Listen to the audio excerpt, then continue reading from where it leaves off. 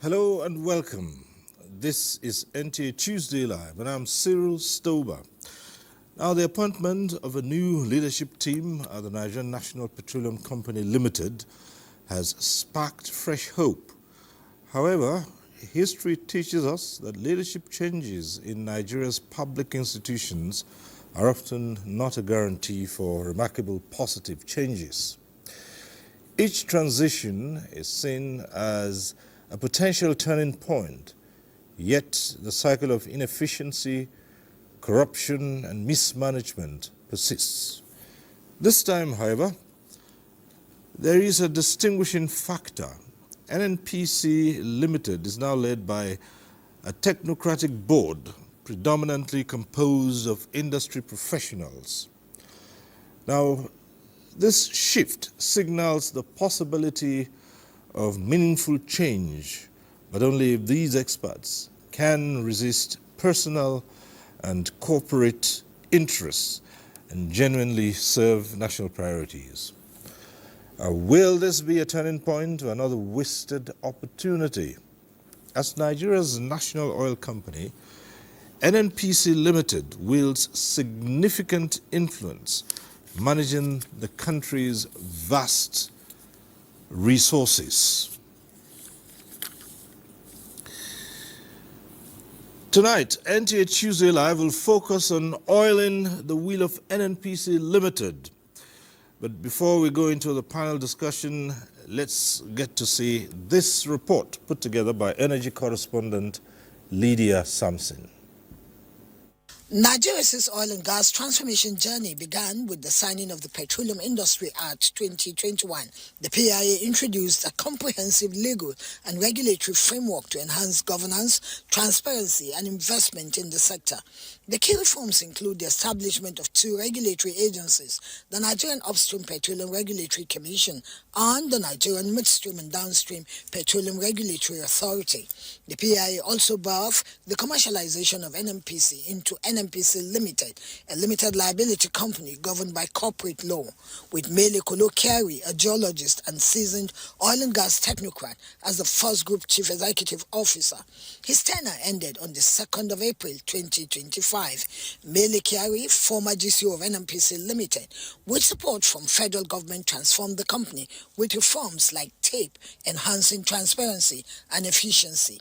He settled a $2.4 billion debt, secured $17 billion investment and boosted oil production to 1.8 million barrels per day, positioning Nigeria as Africa's largest LNG producer, in addition to restreaming of old Port Harcourt refinery and Warri refinery at 60% capacity. Now, the second group chief executive officer of NNPC Limited, Bayo Ojulari, has officially taken over the reins from Mele Kyari. Ojulari, a seasoned mechanical engineer and alumnus of Ahmadu Bello University's area, aims to consolidate on past achievements while implementing proactive policies to propel the company forward.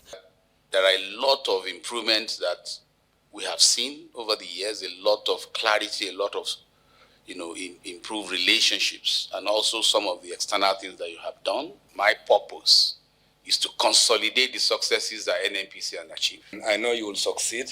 You will do great things. I'm sure that you will take NNPC to the promised land, which is to be the global energy company of choice. His vision includes leveraging the support of management and staff, as well as the counsel of his predecessor, to achieve ambitious targets set for his tenure. Ojulari is backed by a new 8-man senior management team, which includes Roland Ewubare as Group Chief Operating Officer, Adedapo Shegun, Group Chief Financial Officer, Olalekan Ogunleye, Executive Vice President, Gas, Power and New Energy. Other members of the team are Udi Ntia as Executive Vice President, Upstream, Momuni Dangazo, Executive Vice President, Downstream, Sophia Mbakwe, Executive Vice President, Business Services, and Adesu Aduze as Company Secretary and Chief Legal Officer. The restructuring is part of President Bola Tinubu's broad efforts to enhance operational efficiency and drive economic growth in the oil and gas sector. With Ojulari's extensive experience, including his role at Renaissance African Energy, optimism is high that NNPC Limited is poised to navigate challenges and capitalize on emerging opportunities in the energy landscape. Now, NNPC's limited new leadership is poised to consolidate these gains by prioritizing accountability to rigorous auditing of its accounts. Efforts are also underway to continue to revive Nigeria's moribund refineries, with Port Harcourt and Warri refineries already operating. The goal is to attain maximum production capacity, a critical step forward to reducing dependency on imported petroleum products. Similarly, collaboration with private sector players is being encouraged to attract more investment in infrastructure development, exploration, and production activities. For instance, the partnerships with international oil companies and the acquisition of divestment assets from offshore oil companies aims to transfer technology and expertise to local firms, boosting efficiency and innovation. The federal government's Decade of Gas initiative underscores Nigeria's commitment to leverage its vast natural gas reserves for industrialization. The Nigerian Gas Flare Commercialization Program, on its part, aims to reduce waste and optimize resource utilization. Additionally, investment in downstream industries such as petrochemicals are being prioritized to diversify the sector. Stakeholders have also emphasized local content development through workforce training and indigenous participation in supply chains. With these strategic roadmaps, key players say Nigeria's oil and gas sector is positioned for enhanced development, resilience, and long-term economic growth. All right, that report sets the tone for tonight's discussion. Let me introduce our guests. We would like to welcome to this program Ezealin Agbon is a professor of petroleum engineering and CEO of Equilibrium Incorporated, Texas, USA. He joins us via Zoom from Dallas, in Texas. Thanks for being with us tonight. I'm glad to be here. All right. Also joining us today via Zoom is Hector Igbikio Wubo. He's a seasoned energy journalist. He joins us via Zoom from Lagos. Thanks for having me. All right. We do hope that as we go on, the pictures there would improve considerably. Also joining us via Zoom is Dr. Tim Okon.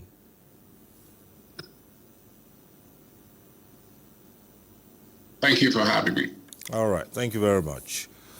Well, let's get straight to the issues surrounding oiling the wheel of NNPC Limited. Well, President Tinubu, just a couple of weeks ago, announced a new board of the Nigerian National Petroleum Company Limited. And first is, did you see this coming? And how crucial is this restructuring to the growth of the industry? Let's start with you, Professor Agbon. Yes, it was evident that there was a need for an influx of new blood, especially after the PIA was knighted. So I think the last management and the last board was able to manage the transition from a public sector to a commercial entity for NNPCL, and therefore there was a need to bring in a completely new set of management and a completely new set of boards with a well-positioned view on how to manage the company within its commercial environment. So yes, I saw it coming. All right. The other part of it is with this restructuring, how crucial do you think it is to the growth of not just the company itself, but the oil industry in Nigeria? Oh, for me still? Yes. Yes, I think it's critical. Some of the targets they have put in Nigeria, we pretty much, we're pretty good in setting targets, sometimes in the planning and the formulation of the plan, but not so good in the implementation. So the targets have been set. The question we have to address is whether the capacity and the capacity exists and the environment is favorable to the achievement of the targets. Are the targets practicable? Can they be achieved given existing environment within which the Nigerian, the NNPC is going to operate? It's a commercial entity. So these are the questions we ask. Is the Nigeria and the international oil and gas environment favorable to the achievement of those targets? Does the NNPC have the skills, the manpower, the finance, the capital, the infrastructure necessary to implement the target and to achieve the targets that have been set? Are the targets reasonable? All right. These are some of the issues we'll raise, especially with our other discussants tonight. But let's go over to Hector Igbikio-Wubo, who's on Zoom from Lagos. And just put the same question to you and say, look, was this a surprise? Did you expect that the president would come up with new management? And how crucial was that move? Or how is that going to impact the industry in Nigeria? Well, Cyril, once again, thanks for having me. It's a pleasure to be here once again. I'll say outright, first off, it didn't come as a surprise. It was long overdue. If you go by the reports we heard from Lydia, it came across as rosy, painted a rosy picture, but I can appreciate the position of the NTA, wanting to echo the positions of the NNPC and the position of the government of the day. The NNPC is not doing well. Yes, under Mele Kyari, the NNPC recorded some accomplishments, transiting from a government-owned, solely government-owned corporation to a limited liability company, as per the passage of the PIA. But it's important to note that under Mele Kyari, for 2 years, there was no remittance to the Federation account. For 2 whole years, there was no remittance. Petroleum subsidy hit an all-time high of over 4 trillion. Subsidy payments alone of over 4 trillion. And that's a very conservative estimate, because some estimates have it that at the time, subsidy payments exceeded 6 trillion.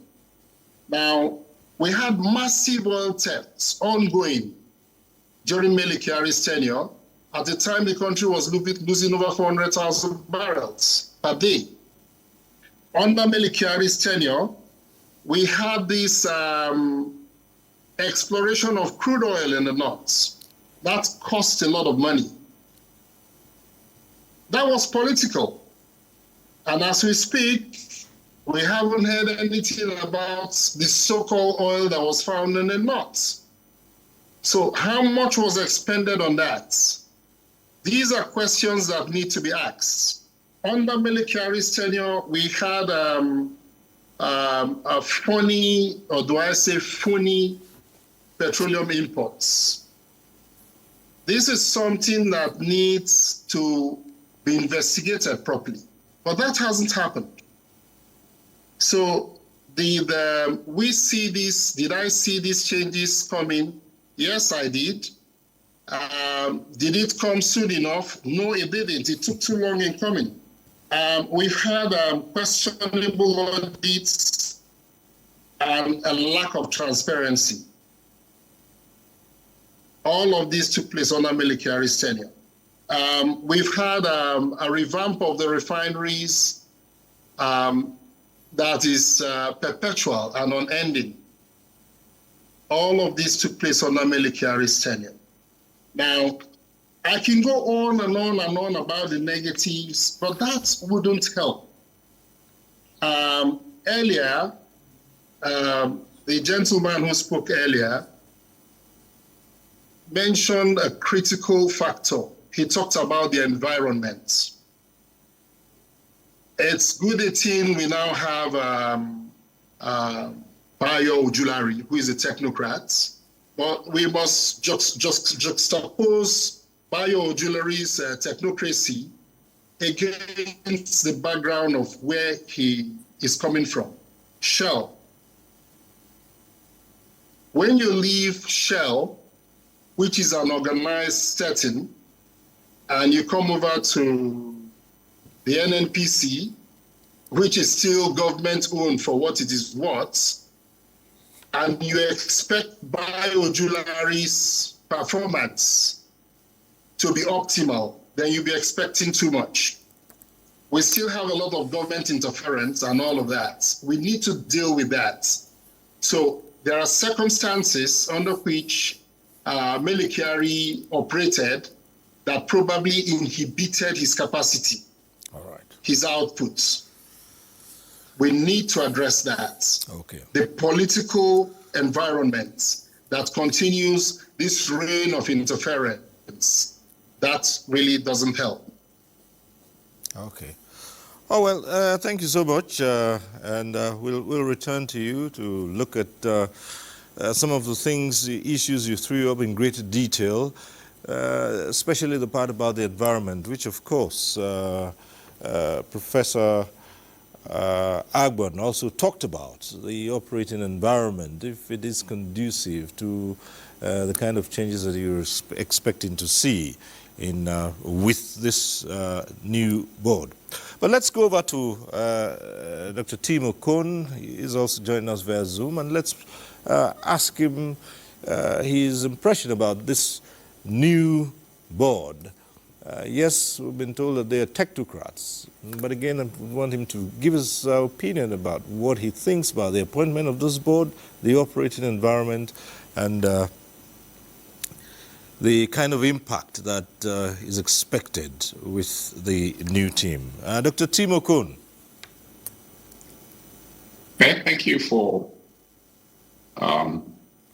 having me here. I think there are broadly two things that we must pay attention to. The board may be a technical board, but you still have to measure the performance, their performance against certain set targets. And the skills, the second thing are just the skills that they bring to bear in the technical board.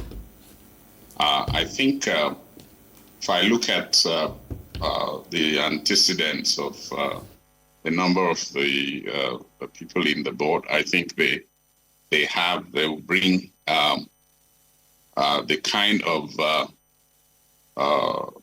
skill sets in driving the strategic objectives of the state, which of course the president had in his the statements given them a mandate to execute. You really need operational resilience to begin to be built. And of course, financial resilience, which I think the previous speaker was trying to allude to. Unfortunately, the implementation of the PIA itself, which set a six-month transition for subsidy removal. That issue was not Mele Kyari's doing. The law itself had given permission for the removal of the subsidies.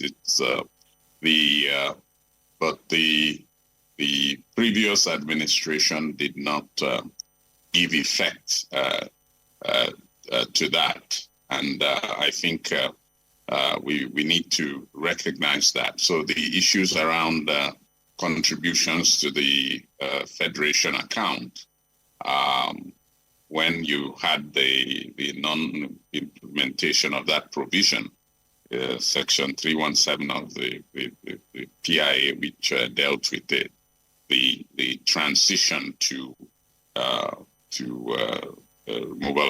complete removal of the subsidy. Financial resilience, obviously, is important for a company. Now, this is one of the largest companies in Africa. I say large, but has the potential of being the most profitable. So Section 64 of the PIA clearly demands that NNPC Limited should be run on a profitable basis.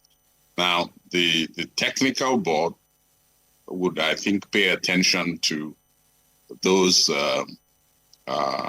mandates, and it is for them to execute them. And I think they have the capability to. I mean, people like Austin Abu, if I may mention names, has run, was a former MD of Seplat. It's a listed company.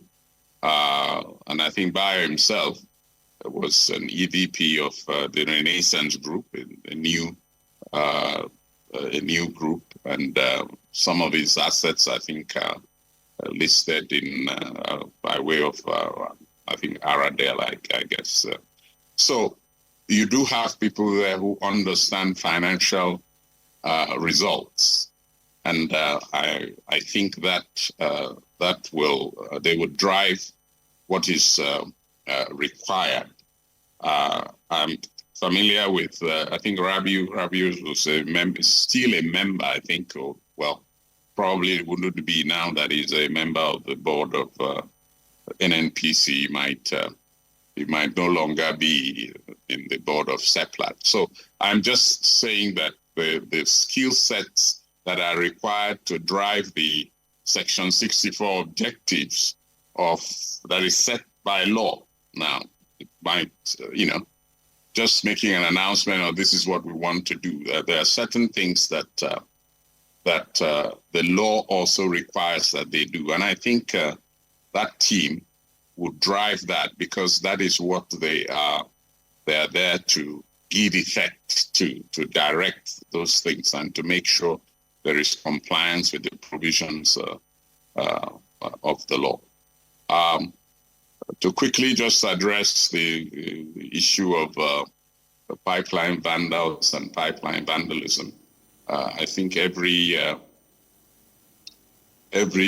chief executive of NNPC would continue to be under that. There's an excellent, some excellent work that has been done, research, that actually shows that pipeline vandalism tends to increase as oil prices go up, because the incentives to do so go up as well. So there is a lot of scientific work that has been done that can easily be answered and addressed. And I think that a collective effort to deal with the insecurities in the Niger Delta and a focus on growing production. Those would be the top priorities. If you compare where Nigeria was in the late 70s, etc., and where Kuwait was as at that time, we have fallen short. We have fallen behind. And most of that has to do with the funding situation that NNPC has had. So I'll pause there by just saying that the technical board itself is not as important as having people in that board that can insist on the execution of the mandate of NNPC, which is prescribed in law. And I don't want to go through too much detail about that, but it's clearly stated in sections 53, 50, 55, Section 64, and of course, the appointments of the board on Section 52. Those will be my first comments here. Aligns with the thoughts of Hector earlier on, who says the board is not it. Yes, it's the board is is made up of technocrats, people who have the competencies that would be required. But again, we're looking at, will they be able to pull their weight in the environment that the company operates in? Well, aside of the discussions, we also have a couple of reports.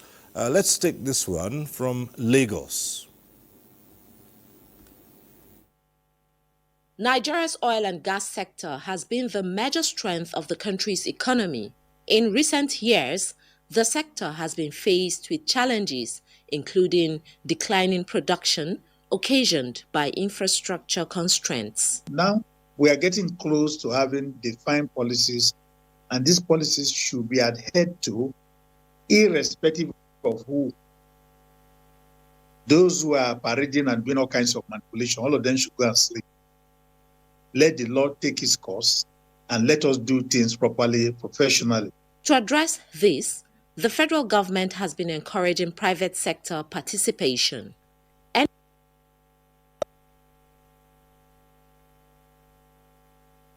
The operations of the oil and gas sector to increase production and improve efficiency, thereby boosting local supplies and upgrade.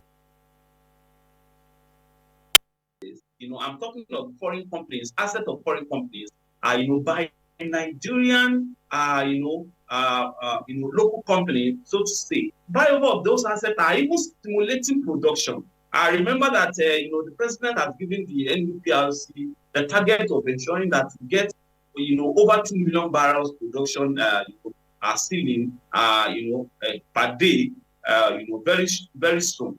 So all those funds are encouraging participation and activity. As Nigeria's oil and gas sector continues to evolve, industry players believe private sector participation will play an important role.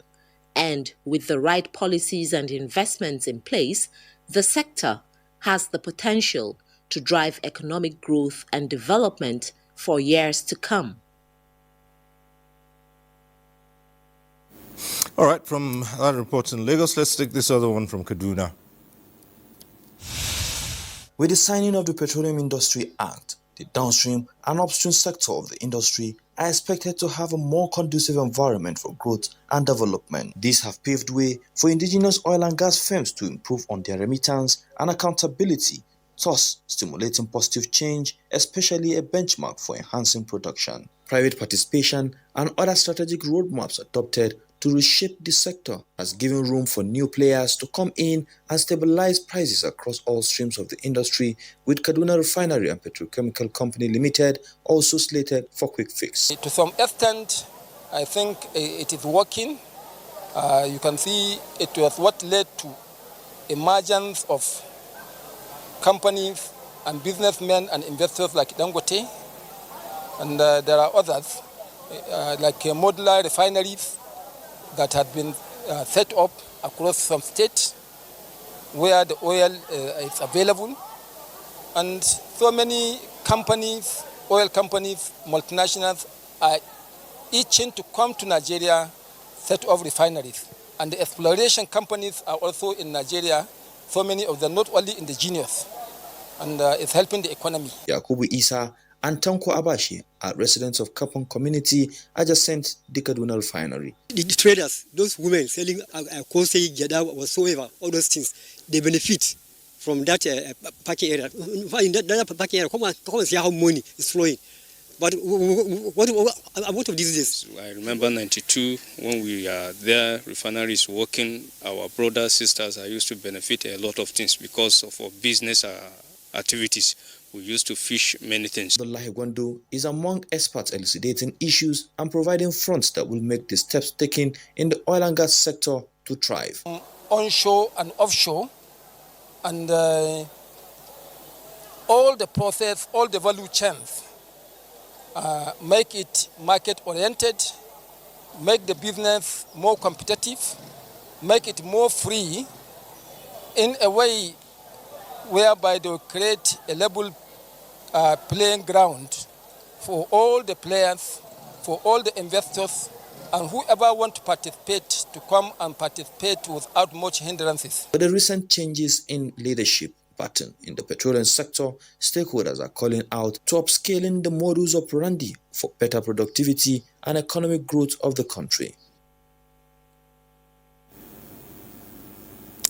All right, we're back here in the studio now, and we're being joined by Dr. Emeka Vetalizobi MNI. He's the Permanent Secretary in the Federal Ministry of Budget and Economic Planning. Thanks for being here tonight. Thank you. Thank you, Cyril. Thank you for having me. Okay, and we're also being joined by Wumi Iledari, who's Professor Emeritus of Petroleum Economics and Executive Director, Emmanuel Egboga Foundation for Petroleum Policy Advocacy. Thank you for being here, gentlemen. Right.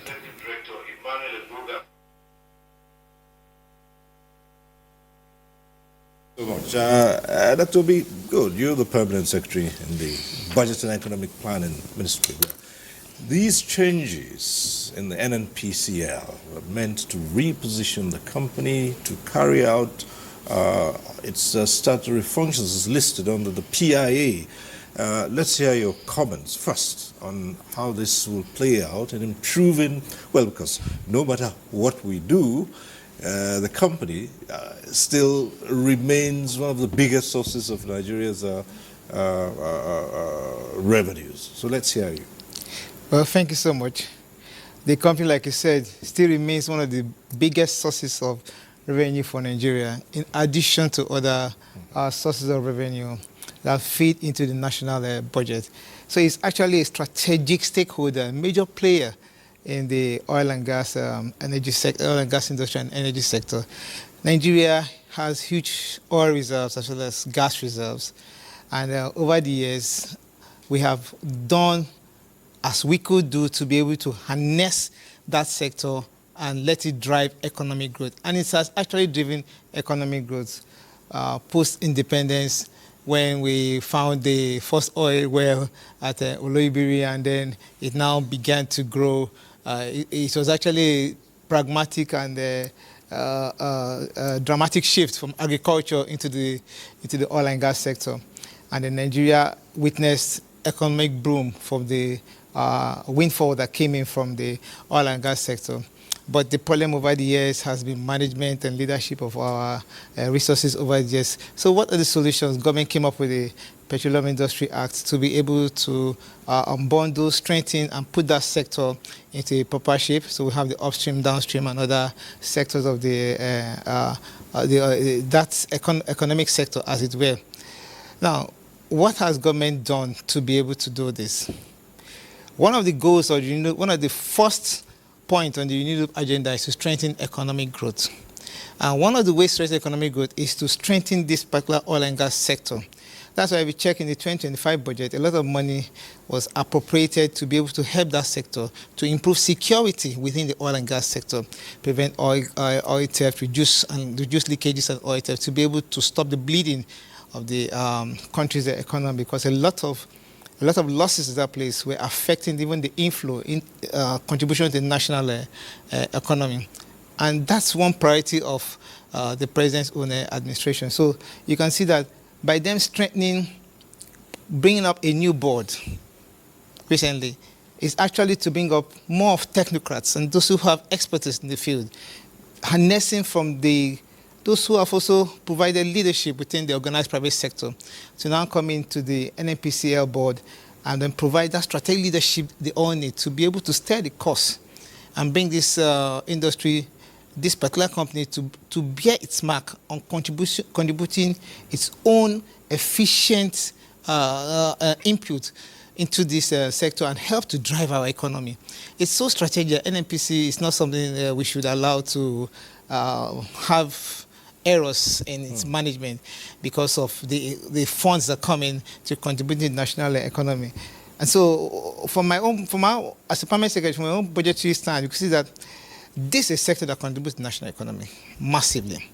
Over the years, yes, we've also had other contributions to the national budget through the non-oil sectors, the services and other. They've contributed a lot, especially our 2024 budget. A lot of income came into the non-oil services. So this one, we are looking at, by doing this, we are strengthening that, yes, more income will flow in the 2025 fiscal year to see how much will run into our next budgetary years. But then there is a national development plan that has factored in this sector. Okay. And that plan is to strengthen that sector with all the initiatives that the federal government has put in that national development plan. All right, we'll return to you shortly because there are some issues that I will raise, given the fact that the sector is meant to perform better than it has. That in itself is suggestive of the fact that it hasn't done well, like some of our discussants have said. But let's go on to Professor Iledari to hear his opening comments. I believe that you joined us, you were able to listen to us from the start of this program. Professor Wumi Iledari, Professor Emeritus of Petroleum Economics. Let's hear your opening comments on this.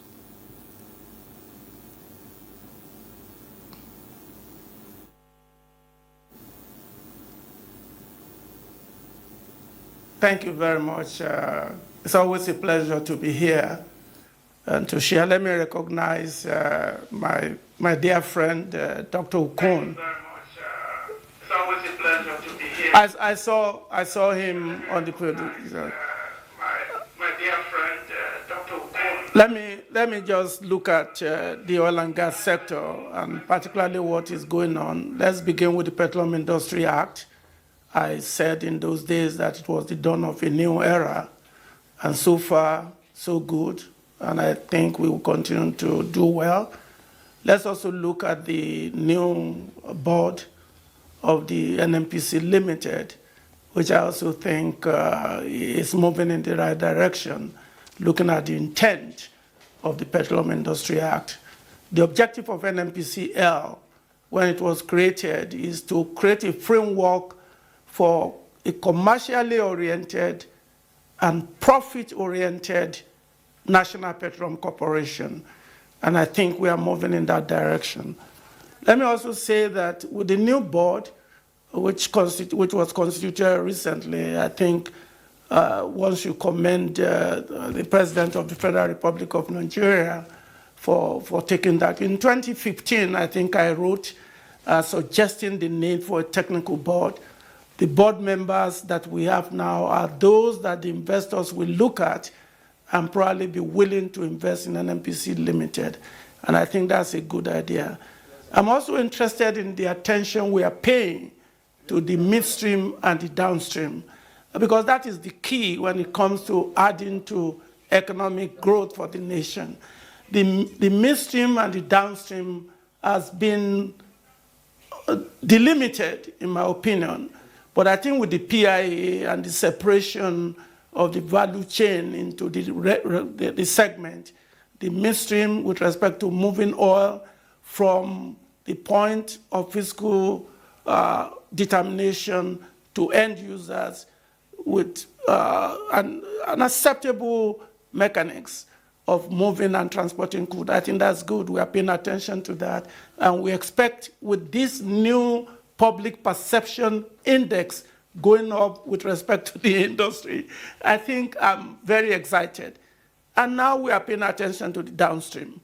And I think that is also a good point, because that is where more value can be created for the economy with respect to job creation, economic output. The multiplier effect in the downstream and midstream is significantly higher than the multiplier effect in the upstream.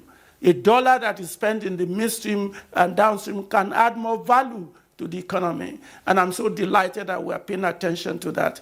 However, if I may add, we must think in terms of the more important component, which is capacity building and capacity development. And I really think we are doing well. I think my friend who was speaking earlier created a platform to educate the professionals in the three institutions of the PIA, the policy institution, the regulatory institutions and the commercial institutions. And that provided an opportunity for all of these professionals to interact and share what I call mutuality of interest for optimization. I still believe, though, as we continue this conversation, we need to pay a good attention to the policy institution, because that's the linkage. That is the owner of the industry per se in terms of policy development and direction. And I look forward to more conversation. Another thing that I hope we are going to talk about within the downstream and midstream component is the Naira for crude aspect for the local refinery. Because the local refinery needs a cost-effective factor of production. And if we are able to cement that policy and guard it and put guardrail, I believe it's going to add more to economic output, and the objective of the budget office for expansive revenue will be enhanced. Those are things that the policy institution need to be debating. And I, again, thank you for the opportunity to be here, and I look forward to interacting with my colleagues. Professor Agbon. Professor Agbon, in your earlier comments, you did raise questions about the operating environment. If Nigeria actually had an operating environment that would encourage growth in the industry. Let me just mention a few things that the President outlined for the new board. Restoring investors' confidence, boosting local content, as well as advancing gas commercialization and diversification. Now, how feasible will this be? Because you raised an important aspect of the environment. Yes, competent people man the board, and hopefully that will reflect on its operations. But is the environment in Nigeria conducive to this?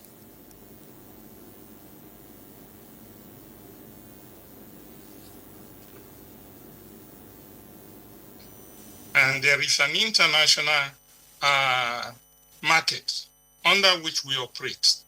And the concept of commercialization of NNPC have been with us when it was NNOC. I remember in 1977, under Mariho, the question of NNPC should be commercial and should take commercial decision was put on the table. And it has been with us and taking us this long to get to that point.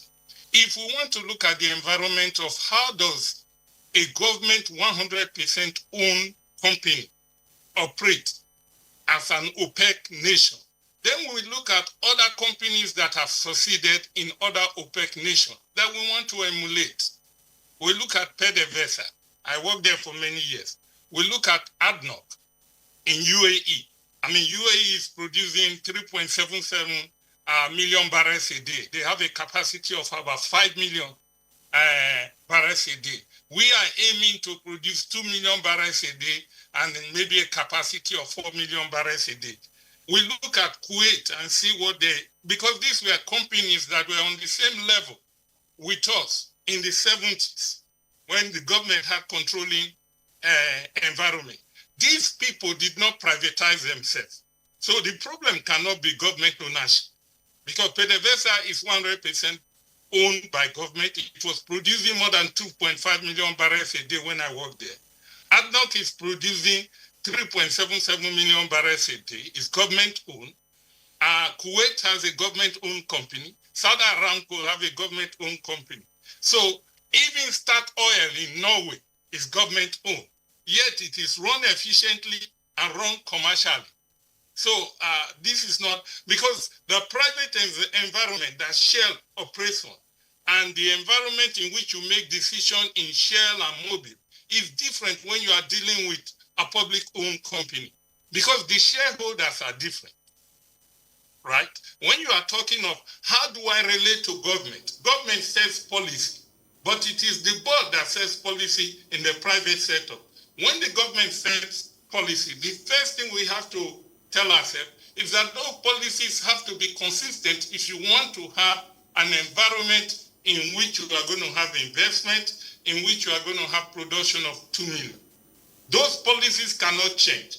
In short, when I look at the policy that, for instance, that was in the Nigerian petroleum policy that was approved in 2017, and the Nigerian gas policy that was approved in July of 2017, I compare it to the National Development Plan 2021-25, or Chapter 7, which deals with oil and gas policy. And I look at the policies of the present government. As an investor, I will see a change in policy. I start to wonder whether the policy will change, because I'm investing for a 25, 30-year period when I'm making my investment in the oil and gas sector.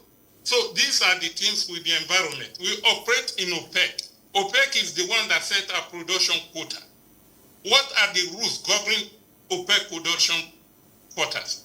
When I was in Venezuela and this question was raised, Venezuela's reserve was 80 billion barrels. Nigerian reserve was 37 billion barrels. What Venezuela did was to get people to accredit his bitumen reserves. According to OPEC specification, they raised their reserves from 80 billion to 300 billion barrels. By raising their reserve, they were able to go to OPEC and get their production quota increased. So when you are aiming for 3 billion in 2030 or 2 billion in 2027, you have to look at world production. That OPEC production is not 27 million barrels a day, and you are being given 1.8, and other countries are going to come. So the only solution you have to give, which is what the government is probably looking at, is other governments have tried that and said, it's okay, I want to leave OPEC, and I want to be free to produce. But even non-OPEC producers are joining OPEC to control oil supply, world supply, and world demand. So if you are going to set 2 million barrels a day as a target, you have to have a clear idea, and you have to project that in 2027, when Nigeria will get to PEC to give us 2 million barrel production limit, what will be the world demand and the world supply? What percentage of that world demand will be produced by OPEC? Will we be able to argue for 2 million when Venezuela come back on stream? How do we get that? You have to be strategic. If not, you are just putting something on paper that really does not have. Then you have to ask yourself, do we have the producing wells to even meet the 2 million production? Do we have the drilling capacity? Are the rigs available? How many rigs are in Nigeria now? How long does he plan to get rigs? We've got 2 years for your target. It takes almost 18 months to get a rig on site. How many wells will we need to go from 1.8 to 2 million? Do we go to the old wells and increase production? What does that entail? I mean, these are not only technical. When you are making these decisions, they cost money. And then you are dealing with the Ministry of Petroleum Resources. You are dealing with my friend here from Budget, who has based his budget on, well, I guess 2.2 million barrels a day. So when you go and you say, this is the plan, this is my target, by the time it gets to my friend here, my friend says, hold on, I don't have a budget for that line, right? You are supposed to be independent. So the environment is such that the government have to realize, and I will suggest to the board, that they really bring in a lot of expertise of people who have worked in public 100% owned commercial organization. All right. Kuwait, UAE, other countries, there are a lot of Nigerians who work there, and see if they can get how to operate as a government-owned company, rather than just say, let's privatize everything and sell up NNPC and privatize NNPC and private sector.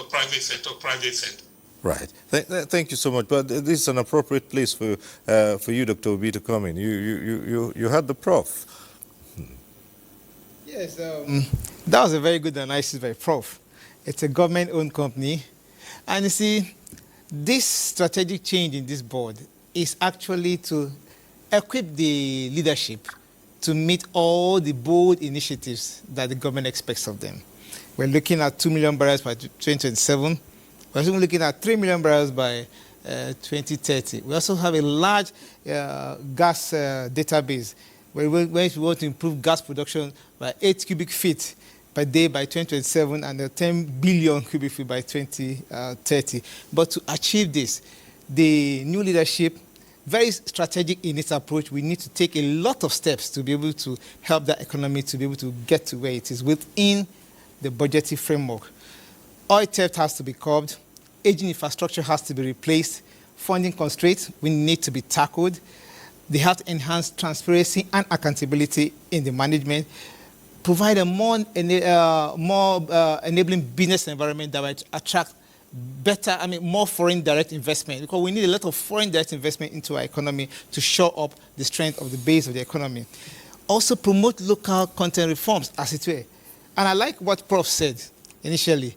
The downstream sector is actually even much more productive in helping to create job creation because of its value and turnover than the upstream sector, as it were, within still the same target that we are setting out to achieve within the budgetary framework. And Chapter 7 of the National Development speaks to the oil and gas sector. And the initiatives that are being currently penciled down are these same initiatives that will help that sector to get to where it ought to be. Well, one key issue you mentioned here is curb oil theft. And that's what I want Hector Igbiki-Owubo to talk about, because he had started talking about that, and some of the things that he said went on under the watch of the last board. And this is something that, if not curbed, will also make it extremely difficult for the new board, no matter how good and sound they are technically, to make this one. So let's go to Hector Igbiki-Owubo. The matter of oil theft, which will, in the long run, if not curbed, affect how this new board performs.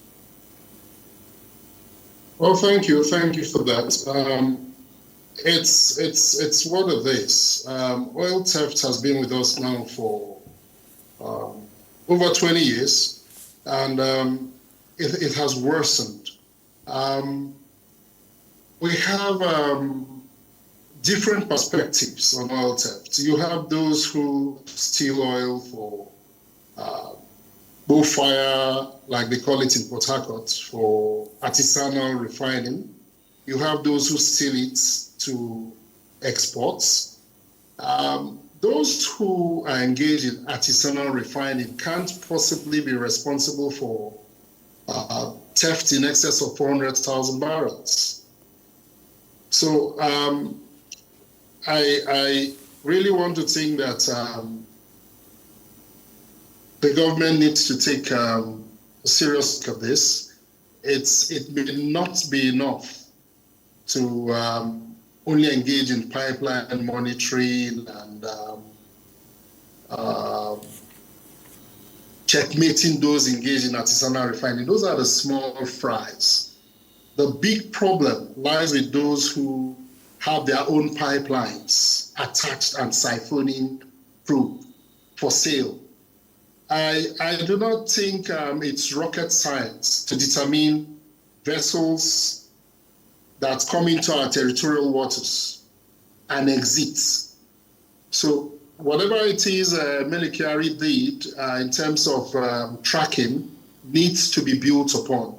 Melikiari achieved some success in that regard, and that has to be built upon. So the new board has its work cut out, set for it. But let's really take a look at the operating environment. The operating environment is not just limited to OPEC. The ages under which we produce, under which we sell, under which we get quota allocation. The operating environment also speaks to the environment under which the NNPC management even functions. I recall in the past, for instance, on under the leadership of people like Funsho Puluku, people like Sanusi Barkindo of blessed memory. I've had the privilege of sitting in their office to watch them work for 1 week on several occasions. And within the period of 1 week, you hear them going, oh, I have to go to the presidency, I've just been summoned. I have to go to the National Assembly, I've just been summoned. You have such instances. That is distracting for an organization like the NNPC. Apart from that, the question to ask about the operating environment, what are the circumstances under which projects get approved? Because you still have the IOCs complaining about project cycle. What projects are available out there? What projects are even being discussed? What projects have been approved? You go to NAPIMS, I think it's now called NUIMS. How often do they get to sit down with the IOCs to even discuss moving any project forward? Why have the IOCs decided to divest from onshore? It's so easy for us to sit down here and talk about those security concerns. It's not just security concerns. Money wouldn't stay available in one place if it's not put to use. Funds that come to Nigeria for upstream projects will not apply, needs to go elsewhere. So when you have that as a recurring decimal over time, 10 years, 15 years, serious-minded investors will take their funds elsewhere. And that is what has happened in our own case. Funds have simply moved. So we have an issue, and that issue is with us, the people. Our governance structure and perspective needs to change. The president has done a yeoman's job by appointing a good board, a technical board, a board that understands oil and gas. We need to give him kudos there, give him credit there. Maybe it's because he has a background in oil and gas himself, so he saw the need to do this. Maybe it's because he has the right quality of advisory. But you see, it goes beyond that. We need to look at interference, not just from the presidency, but from the National Assembly. And we need to look at our attitude to even moving projects along. If you don't move projects along, nothing gets done. And that's why under Mele Kyari, we suffered stagnation. It's a paradox of sorts. You have reforms, yet you have stagnation. Ordinarily, when you have reforms, you should have serious progress, but that hasn't taken place. Okay. Rather, the NNPC has stagnated. Okay. So we need to address that critically, and the critical aspects, the critical part of the mix is we, the people, the Nigerian people. That is the problem we have. You can come up with all the reforms, come up with all the good talking heads, come up with all the fantastic policy projection, but if the attitude doesn't change, nothing gets done. We are not where we are for want of the right policy or for want of the right laws. We have all the right laws. We have all the right policies. The problem is with implementing them. Okay. All right. Thank you so much. As long as we have people not doing what they should do, we will continue to stagnate. All right. At this point, we'll take a short break. When we return, we'll explore further how to oil the wheels of the NNPC Limited. We'll hopefully get a few calls in. I understand the lines are already open. So stay with us on NTA Tuesday Live. We'll be back shortly. Nigeria's refining reforms aim to boost domestic production and reduce reliance on imported petroleum products. The nation's 4 refineries located in Rivers, Delta, and Kaduna reportedly have a combined capacity of 445,000 barrels per day, but currently only a fraction of this capacity is realized. Reform initiatives include privatization and modernization of refineries.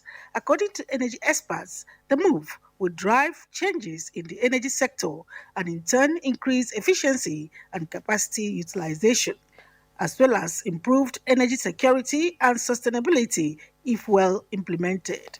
I will expect this new cream of leadership to entrench will be the focus on how to grow the refining capacity. We also expect that all the refineries that are owned by Nigeria, Kaduna, Warri, Port Harcourt 1 and Port Harcourt 2, should immediately be put to use.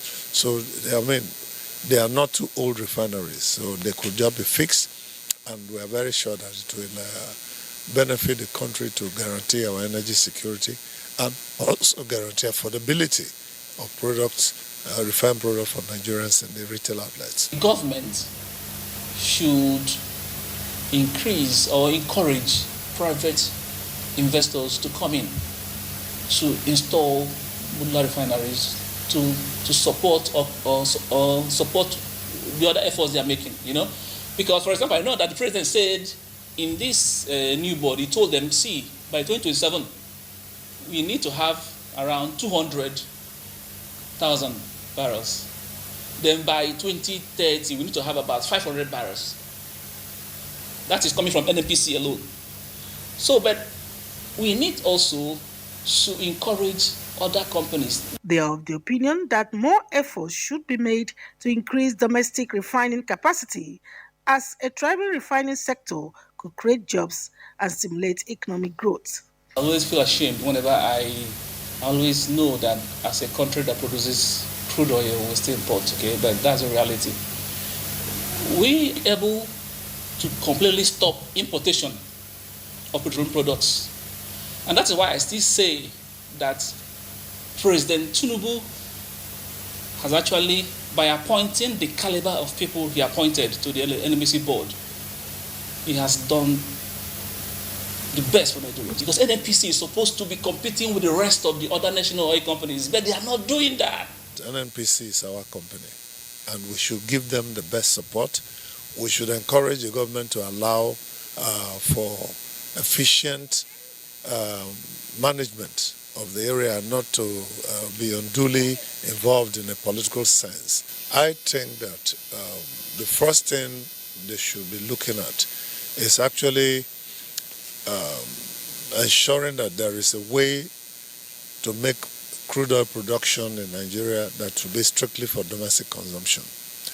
Yes, we do know that there's a domestic obligation, the supply obligation that is entrenched in the PIA, but this is our country, and we should make laws for ourselves, to grow every part of us, our economy, and our well-being. With the appointment of senior management team of NNPCL, Nigeria's key challenges of low capacity utilization will hopefully be addressed. In Port Harcourt. All right, just another of our reports. This one actually came in from Port Harcourt. Now let's take a short break. We'll be back shortly. All right, thanks for staying with us. And here the phone lines are already open. It means you can join in the conversation. You can call in. The numbers are on your screen.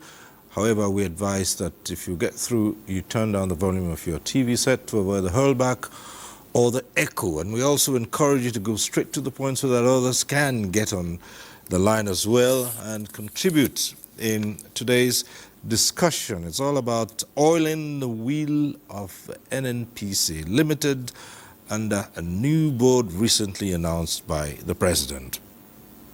So let's join Dr. Tim Okon, who's also with us in this conversation.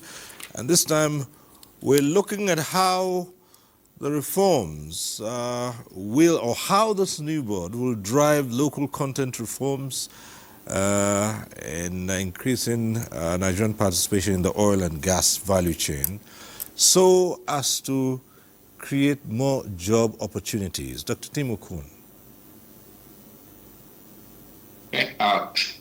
Again, thank you. A couple of things that I need to make mention of. I think first and foremost, the industry does not start or begin with with refining. It actually begins in the exploration process.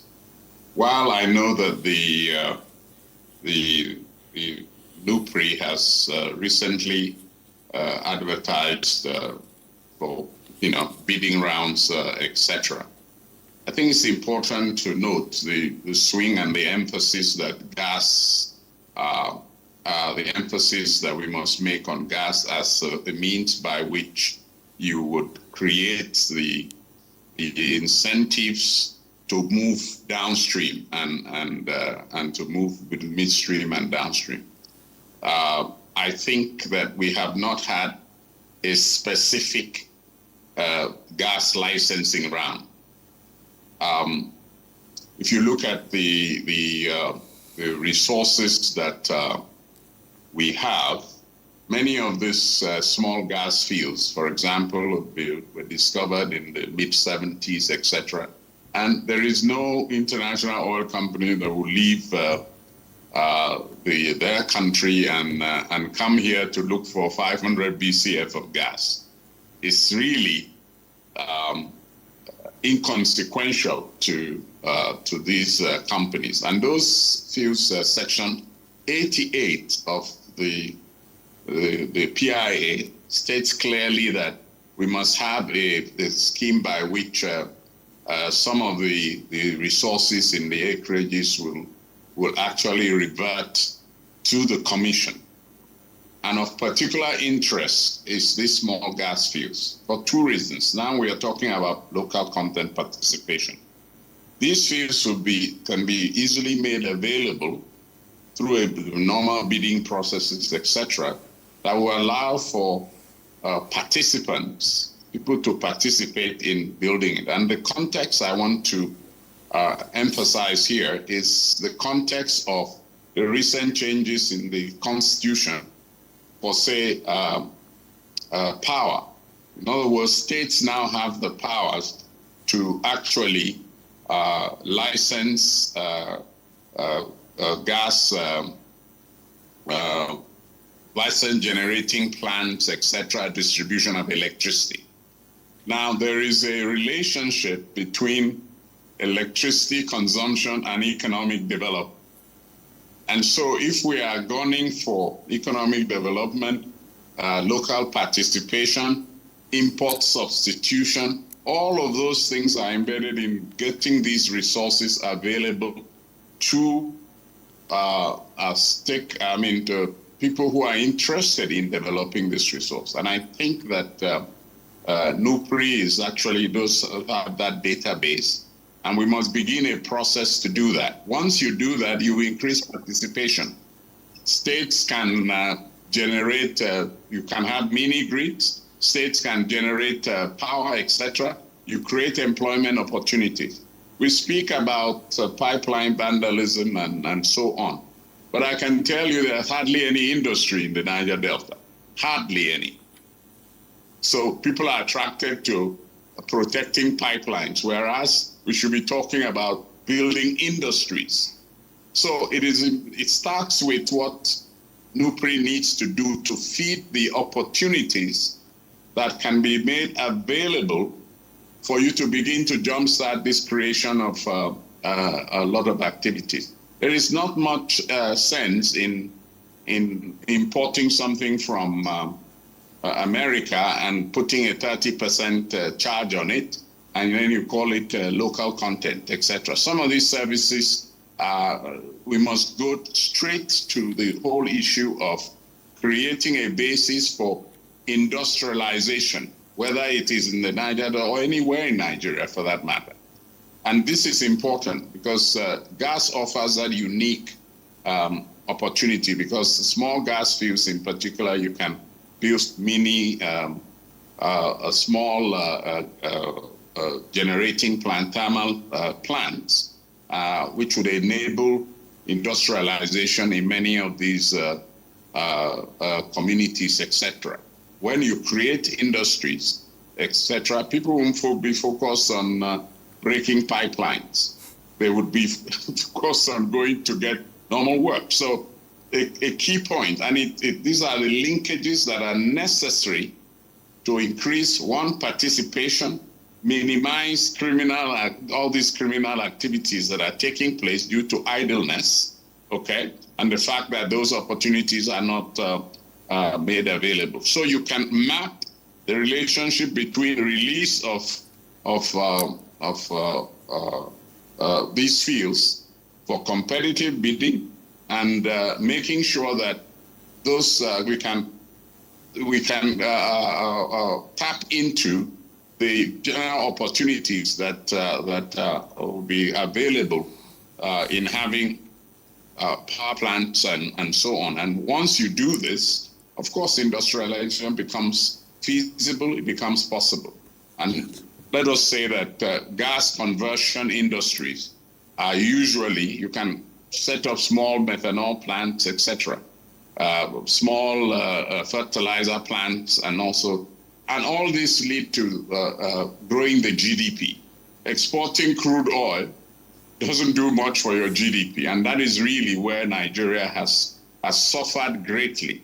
So national content or local content, whatever you want to call it, has to be something much more than importing things and charging an extra fee, where, of course, we ought to be in a position where we're fabricating, we're doing all kinds of things in the oil and gas value chain. So I think those would be my contributions in that respect. We need to energize the economy of Nigeria.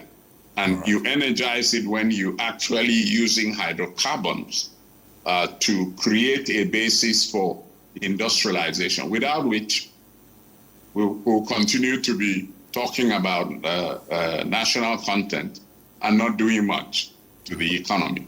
Right. Thank you so much. Professor Eledari, if you could come in at this point and also look at the question of aging infrastructure, and that's one of the drawbacks of, one of the issues that the NNPC, as we knew it before, had grappled with, aging infrastructure, and then funding constraints. I'd like you to speak to that, and then we'll take up the same matter with Dr. Obi here from the Budget and Economic Planning Ministry. Professor Eledari.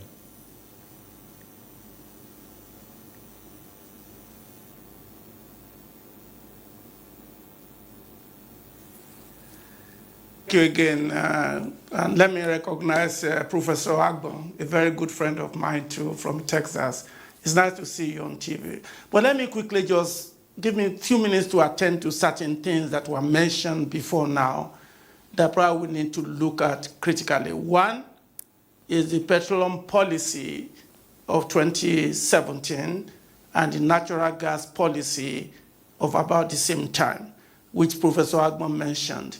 I think that is what we have in the PIA. The law is superior to the policy. And I think I just want to make that clear. Second, I don't like Nigeria to be running models of other countries when they have competent manpower to develop our own model. Yes, I understand Venezuela, but we don't want to be like Venezuela today. In fact, we should learn from Venezuela by moving away from dictatorial governance of the oil and gas sector. So I wouldn't take that. I would not also take the example of the United States, because the United States has never had an government-owned company. And so, but I want us to look at what we have today. And I think it's a dawn of a new era, irrespective of all of those examples that my dear friend gave. I want a model for Nigeria. And that's where your question comes in. First, infrastructure decay requires investment. And normally it's not something the government can do. And so we need to have a framework that makes investing in Nigeria attractive. And it begins with good governance. And the PIA has a mantra to be able to create a good governance framework that can attract investment. And it is called transparency and accountability. And until we do that, because public perception index for governance is key, Normally, infrastructure in the petroleum industry are built by consortiums, either government or what we call private partnership, or consortium of private investors who are long-term in orientation. We don't want the oil and gas industry to become like the power industry.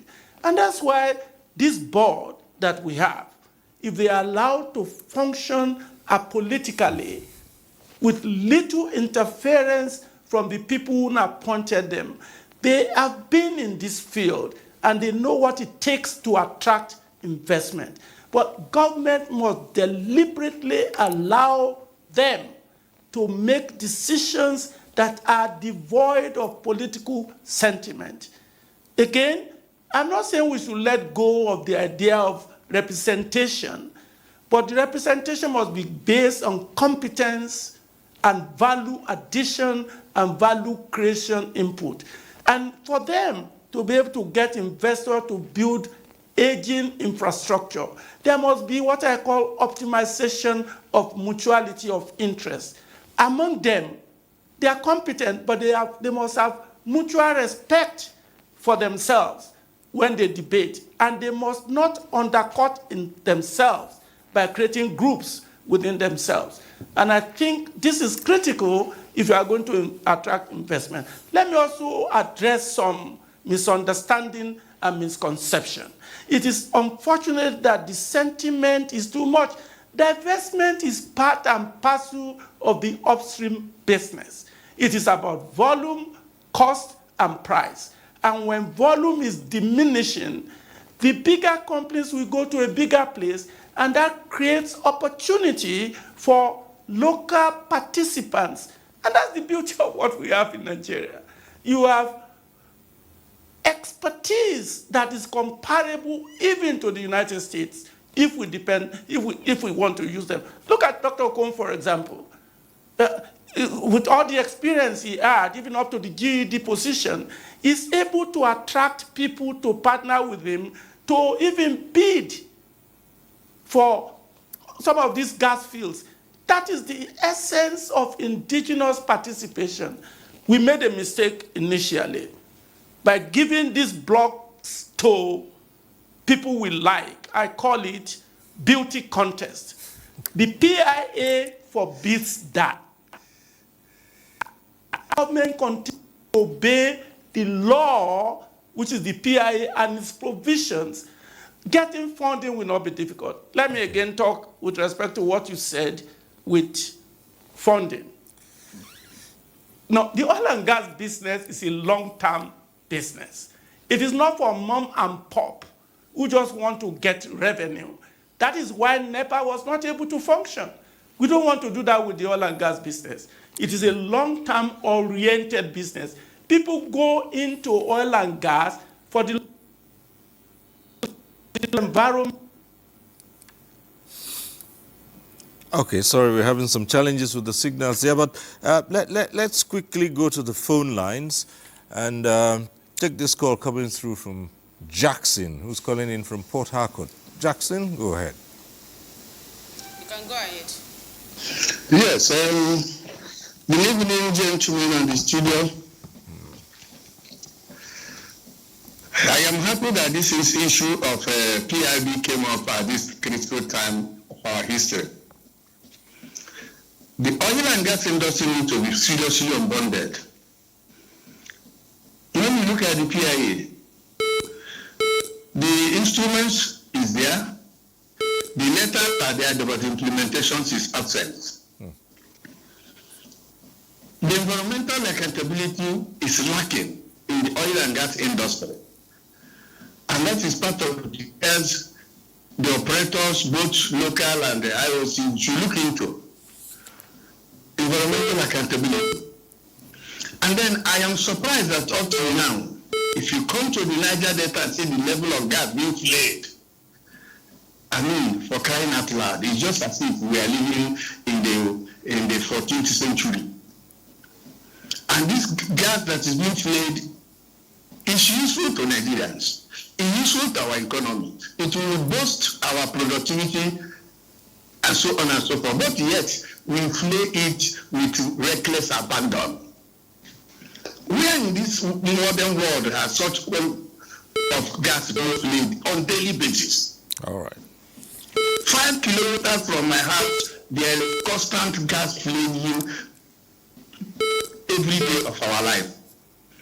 I wake up to see it, and I am still seeing it. It's very unfortunate. NNPC should stand up and live up to their responsibility. It is the duty of NNPC to make sure that they guide the operators to do the right thing. Okay. All right. How can we be importing finished petroleum products in a country like Nigeria up till now?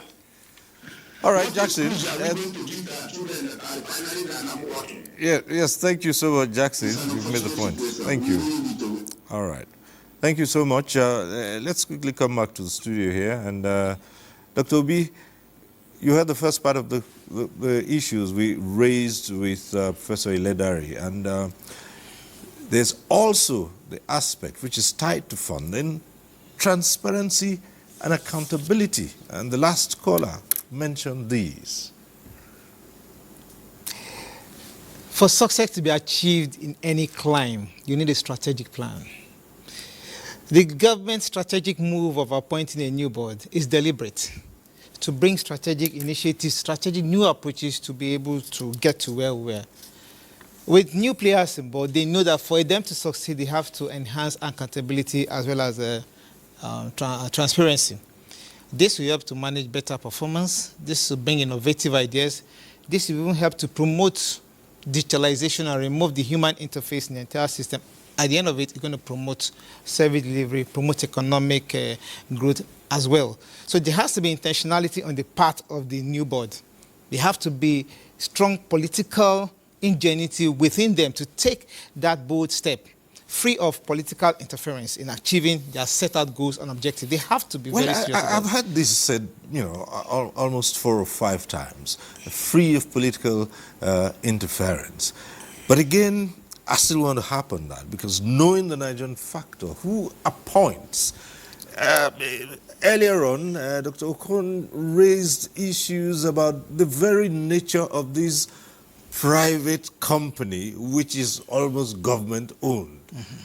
And the fact that the appointing authority is still driven by political considerations to some extent. Now, how would you avoid political interference, which many of you have spoken about? Yes, by staying on course.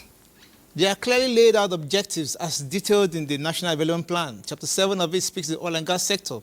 So when the new SARS are in town, when the new sheriffs are in town, they have that behind their mind and they focus their strategic plan, the objective, the implementation strategies to that. Because there is a move. We need to move and we need to put boots on the ground and implement as clearly stated. We have good policies. Seems to suggest that the last board didn't have that kind of free hand, did it? I would want to say it's still subject to the players. They have to be intentional about the leadership style they bring with, so that they will be able to achieve the clearly stated objectives that the president has given them to do. And one of those goals is to promote accountability and transparency. In addition to tackling funding constraints. And one of the things that cause funding constraints in this sector is the persistent vandalism in that sector, persistent wastage and leakage, persistent crude oil theft. Now, security now is being beefed up at those terminals to be able to curb that flow so that our leakages and resources that are going in unfiltered will be curbed. The inland revenue, the revenue that we need will come into our economy and strengthen it as well. Okay. Then create better enabling environment, like earlier said by my colleagues here, so that foreign and direct investment will be brought in. Because foreign investors will need to have their confidence up that they are coming into the economy to strengthen a very important base. But also, we need to keep our diversification. We have stayed too long at the oil port. Agriculture is there. The non-oil services are all there. We need to diverse those areas, improve that same funding, spread and improve our taxation system so that more funds will come into the economy and we use it to run the economy and also strengthen this oil and gas sector. also the human capital development is very important. And that's where capacity building comes in. Capacity utilization also comes in. That's why the automating the workflow processes within that sector also comes in. And then, like you said, aging infrastructure. Yes, we need to want to move away from aging infrastructure to installing much more better, efficient digital infrastructures that will help us to get there. I believe that with the President's bold vision, we can, with intentionality, get to creating even 2 million barrels per day, as it were, even as we are created in the in our budgetary provision, where we targeted that we're going to use $80 per million per day. I know it's dropping. Yeah, we know what's happening in the oil market, but we will still achieve it. That's one of the issues we're going to raise, that as of today, oil has dropped. And yes, it dropped because of the international... What's happening in the international play market? Exactly. If you watch the news, it dropped to $65.5 dollars per million per day. When you look at the benchmark. Yes, the benchmark. Yes. How are you going to reconcile this? We are still going to reconcile it because what we have is a 3-year strategic plan. I mean, when we drop a medium-term expenditure framework, we put it up for 3 years, and we have targeted this with this budget on this particular. But we need to create everything we have to do to be able to get to that place. It's not far-fetched. May I believe with seriousness, that's why this board is new. With the seriousness the board is going to come upon with, they will know that the objectives given to them, they will put in all factors into place, curb all they need to curb, and then provide that strategic leadership for the oil and gas sector to get to where we were. Someone mentioned, my colleague mentioned, curbing that gas flaring and wastage. Yes, come up with initiatives for us to diverse and harness that sector, because from there we'll get much more energy resource and then provide much more energy security that will now drive all the sectors of the economy. As I said, it still has to go back to providing adequate infrastructure and then bringing intentionality on the part of the strategic leadership, political will, as it were, and then drive that process. We need to maintain the course. We need to stay the course, not minding the challenges that we are facing as a nation or as a sectoral body, as it were. We stay on course. The budgetary provisions will speak to the plans. Because by staying on course with the strategic plan, they'll be able to allocate enough budget to it and then watch how that budget will achieve those plans and priorities in that sector. Right. Let's get back to the phones. We have Umar calling in from Brunninkabi. Umar Anachi, I believe. Hello. Go ahead.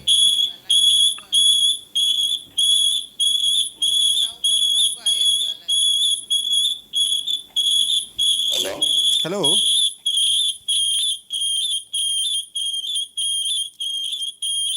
Umar Anachi, if you're there, let's hear you. But you need to do something about your set. Right, go ahead.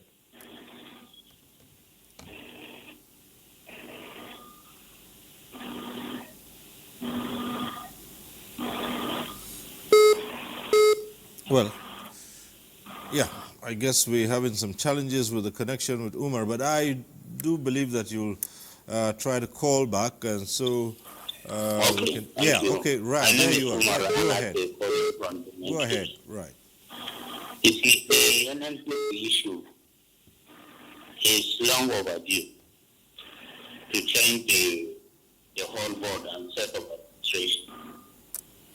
But what I would advise the new board to do is to be more transparent. The issue of sabotaging the local refineries is no more. The issue of saying that the quality of product of Dangote, for example, is much inferior than the foreign petroleum products should be discouraged. And the issue of remittance, whereby you say NNPC take a 1 year or 2 years or long time without remitting a kobo to coffers of the government, it should be discouraged also. It should be no more. Then there is this issue of trading with Naira. If they are to support the local refinery, they should trade with Naira. They should deal with our local refineries with Naira. No more dollars or any foreign currency. Strengthening. Just like the US, you cannot trade with dollar. You cannot trade without dollar. And in China, you cannot trade without Chinese yuan. Equally in Nigeria, if it is locally, you should not trade without Nigerian naira. May God continue to bless our country. Thank you. Right, thank you very much, Umar Anachi. And at this point, I'll go quickly to Professor Agbon. You just heard the last caller say one of the things the board should ensure is that sale of crude to local refineries should be denominated in naira. That's a way to encourage the local industry and put a final stop to the matter of importing products into the country. What are your thoughts about that? And I know this question is going to sound somehow lame, but is 2 million barrels, or 3 million, as you say, by 2030, doable in these circumstances? The last question. Well, it's doable if we can get our OPEC.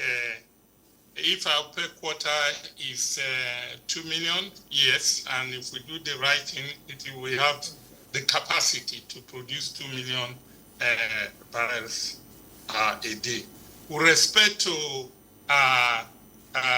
the refinery question, the 445,000 barrels that was for domestic consumption was set to meet our 4 refineries. And Dangote is 650,000. And if we are going to, following the PIA, which they say is the law, and provide crude oil to our local refineries, then we have to ask ourselves, okay, we want to put the government refinery, the 4 refineries into production. Port Harcourt is operating 150,000 barrels a day. Warri is coming online, 100,000 barrels a day. There is only 445 that have been earmarked for domestic utilization. Dangote is 650 that it needs. Watersmith refinery, maybe 10. Niger Delta refinery, maybe 15. And then BUA is bringing a refinery that's going to be 200,000 barrels throughput in a few years. BUA is doing that. So we are looking at, we need to revise this limit of 445,000 barrels for domestic refinery to make that consistent with our policy of added value and having petroleum product. And we should sell that petroleum in naira. And we should look at cost production economic model.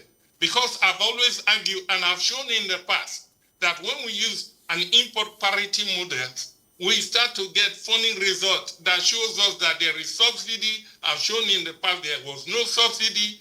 I've shown under the direct sale and direct product that the NNPC ran for many years that there were no subsidy whatsoever. They were making a profit and they were claiming subsidy on this side. And even now, I've always argued that our problem was corruption in the demand and supply chain. And if you want to deal with corruption and you think you can deal with corruption by raising the price of petroleum product, you will fail. Because what you just do is to put the economy into crisis.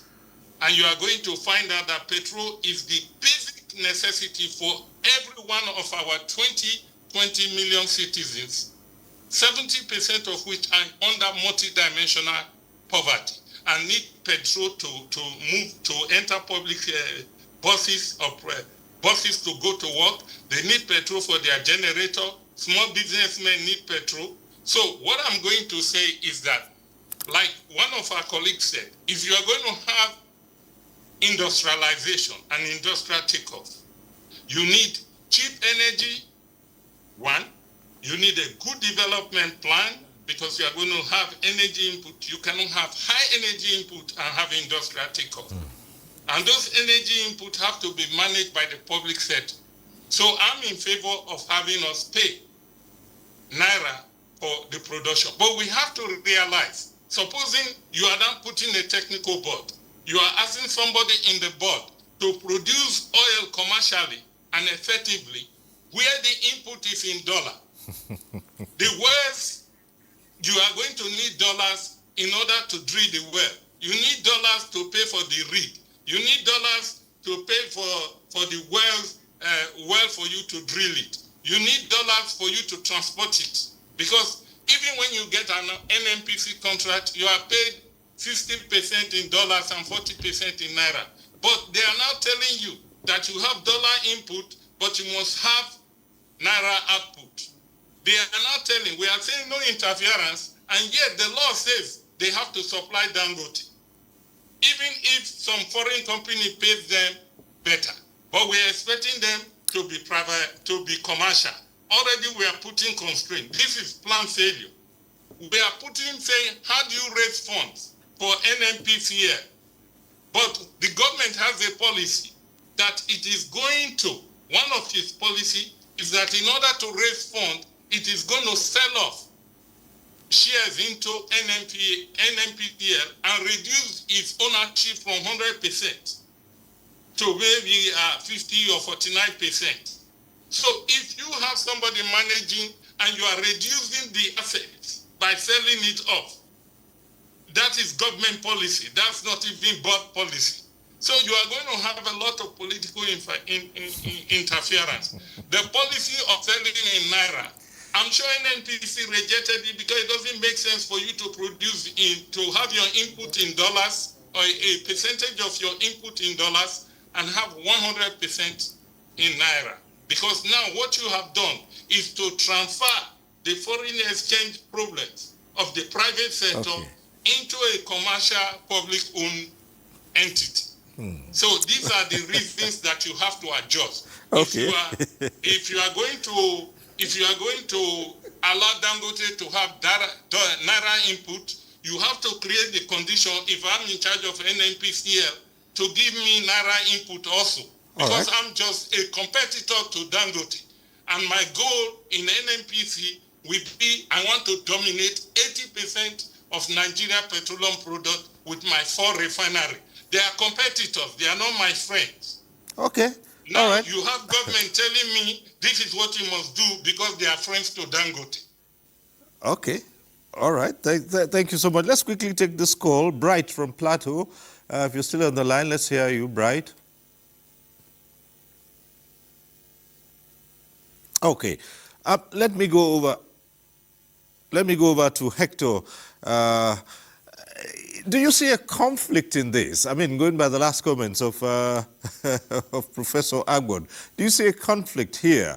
Here is a board, you're charging them to be commercial, to bring in more resources, and then you have a dollar input, and again you're asking for a naira output in some way. Do you see a conflict here?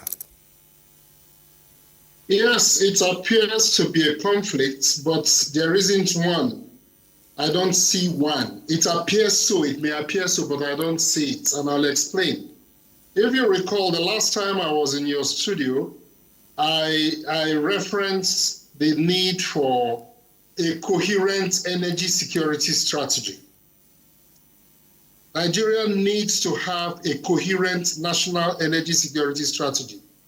And again, in the course of this, our discussion, I recall Dr. Tim referencing the need to deepen GDP growth by ensuring you have local players investing in gas development and stuff like that. Now, if you limit yourself to commerciality, commercial considerations alone, and say, well, for what it's worth, since crude oil is priced in dollars, and so we can't help ourselves. We must sell to local refineries in dollars. You know, you've put us on the back foot. There has to be a conscious effort to encourage domestic refining. And contrary to what Professor Agbo has alluded to, sale of crude oil in naira for domestic refining is not new. It's not something that's been done for a friend. It's not new. That policy has always been there. It's just never been activated. I recall that Obasanjo stopped it at the time when it was being abused, when the rate was fixed, when the sale of crude to NNPC for domestic refining was fixed in Naira. And he said, you know what, enough of all that. Let's just sell it in dollars and be done with it. Now, that didn't take into cognizance the need for a national energy security strategy. When you factor in the need to have a coherent national energy security strategy, you see the need to sell crude in Naira. We have to deepen domestic refining. That is the only way to help grow this economy.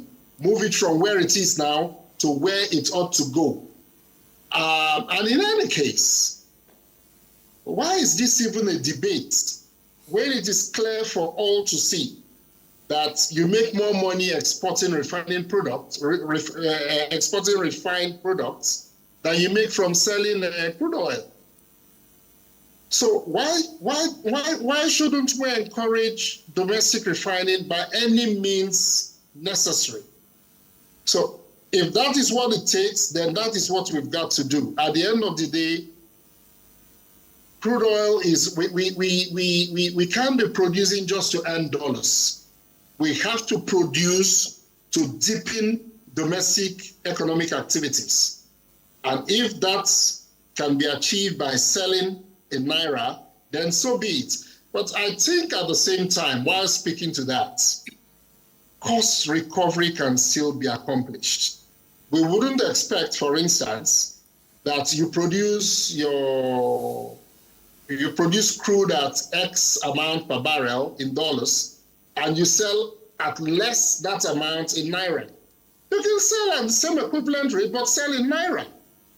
What is wrong with promoting the Naira and deepening our own economy? So that's why I say, yes, it may appear to be a conflict, but there is no conflict. All right. It's all in our head. We can sort it out. All right. Thank you. Let's go over to Dr. Timo Kohn, and we have a few minutes left, so I'll be asking you to also just make your closing comments. Dr. Timo Kohn, along those lines. Thank you very much. Let me stress here that one, the requirement to sell in Naira is actually Section 109 of the PIA, and there are specific conditions that are stated there. The first thing is subsection 1 of that provision states there is no compulsion in this, that the aim is a willing buyer, willing seller basis. And then it talks about the subsection 2 talks about the role the commission needs to play in those transactions, that the crude must be sold only to licensed refineries that are in production. In other words, if a refinery has been shut in for how many years, etc., they're certainly not going to be buying crude. Then 3, the authority needs to give an indication to the commission the demand for crude in the domestic market from time to time, and if there is shortages respect to refineries receiving crude, etc., then also give an indication to the commission. The 4th section is quite important because it establishes certain rules. First and foremost, where it talks about sale of crude to domestic refineries in Naira, it specifically says that the refinery needs to have a payment guarantee signed with the producer or the supplier of the crude, and those are terms that will be acceptable to the parties concerned. So there is no, let me just say, it's not an imposition. In other words, it's not an imposition. The intentions of the PIA is always that willing buyer, willing seller, it cannot be run on a basis of an imposition, etc. So I think it's clear that the parties need to come and reach agreement for this to happen. Okay. The other point for me to stress is that, of course, what we are currently experiencing or currently having is the early days yet. The reforms need to take root. And I believe that the team that has been set up has every reason to perform, because they understand how profits are made in the oil and gas industry. And they would have every incentive, reputation-wise, because many of them come from membership of boards. So if you are going to do your term and then you go back to your company, etc., and they say, well, we didn't quite like what you were, well, how you represented us, so to speak. Then, of course, there'll be you face challenges. So they are familiar with the provisions of the law, many of which I have quoted now, and I'm sure they will insist on a reform and a vibrant NNPC that will benefit the Nigerian people. So my outlook is positive. My expectation is that the law gives backing to any decisions that are made, and of course we have a very vibrant press, and they will criticize them if they do not perform. Oh. Finally, I would say what they say is what gets measured, what gets measured gets done. And these people are very familiar with these some of these things that I have said. So they will do what is needful. I'm positive on that. Thank you so much. And let's go over to Professor Iledari now and take your closing comments in just a minute or two. Professor Iledari, please, let's make it as brief as possible. We're just about winding down.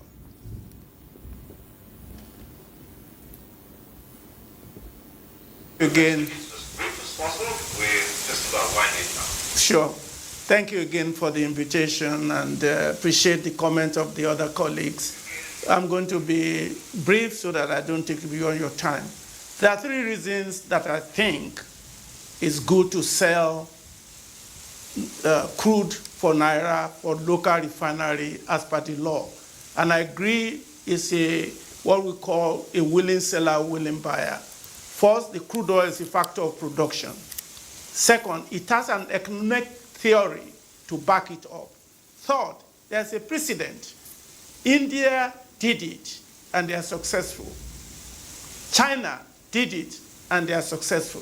And I don't see the reason why Nigeria will not be successful. Yes, I understand the dilemma. The dilemma is the fear of inflation with a lot of Naira circulating in the economy. But there will be things to buy with it, and that could be managed.